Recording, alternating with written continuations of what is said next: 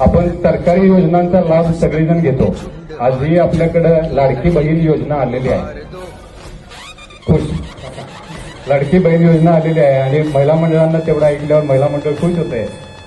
शासकीय योजनांचा लाभ जसा घ्यायचा असतोय हे आपण आता बिंबले मनामध्ये आपल्या. सरकारची योजना आली, धान्य आहे, काय पैसे असतील त्याची अमाऊंट आहे ते आपण घेतोय, सरकारी योजनांचा लाभ घेतोय.